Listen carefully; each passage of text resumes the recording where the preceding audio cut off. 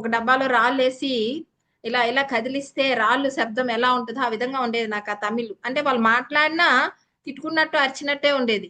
ఈ ఈ భాషను నేను ఎప్పటికి నేర్చుకోగలుగుతాను అని చెప్పి అసలు దాని జోలికే పోయేదాన్ని గాదు. బయటకొచ్చేదాన్ని గాదు. అందరూ నన్ను అలాగే ఇంట్లో అందరూ ఉంటారు గాబట్టి అంటే మా జాయింట్ ఫ్యామిలీ కాబట్టి పెద్ద ఫ్యామిలీ గాబట్టి వాళ్ళందరే బయటికెళ్ళేవాళ్ళే గానీ నన్నెవరు బయటకి పంపించరు. తనకు తమిళ్ రాదు, తనకు తమిళ్ రాదు, తనకేం తెలియదు అని నాకొక స్టాంప్ ముద్ర. ఏం తెలియదు, ఏం తెలియదు అని ఒక ముద్ర వేసేసుంటారు నా మీద. నేను అలాగే నాకేం తెలీదు. ఎవరేమడిగినా నాకేం తెలీదు. ఇలాగే ఉండిపోయా.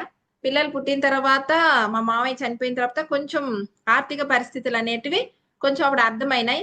ఎలాగైనా సరే పిల్లలనైతే ఎడ్యుకేషన్ పరంగా మంచిగా చదివిచ్చాలా. నా నా చదువు ఎలా డిస్కంటిన్యూ అయిపోయిందో, అలా పిల్లలవైతే అలా ఉండకూడదు. మంచిగా మనం చదివిచ్చాలా అనుకునేదాన్ని. కానీ చదివిచ్చాలని అనుకుంటామే గానీ, పిల్లల్ని మంచి ఎడ్యుకేషన్, మంచి స్కూల్స్ అని మా హస్బెండ్ చూస్తే ప్రైవేట్ ఎంప్లాయ్. ప్రైవేట్ ఎంప్లాయ్ అంటే మీ అందరికి తెలుసు. ఒక చెరుకు గాని మిషన్‌లోకెళ్ళేటప్పుడు ఎంత ఫ్రెష్‌గా ఎళ్తారో, సార్ తిరిగొచ్చేటప్పుడు అలా పిండేయి వచ్చేవాళ్ళు. అంటే మొత్తం టెన్షన్ ఎగ్జిక్యూటివ్ ఒక కంపెనీలో ఇన్‌చార్జరు. అంతా ప్రెషర్ అంతా ఆయన మీదే ఉండేది. మనం ఏదైనా షేర్ కూడా చేసుకోలేం. అంటే ఎదురు చూసేదాన్ని ఏదైనా షేర్ చేద్దామంటే. కానీ ఏది ఉండదు.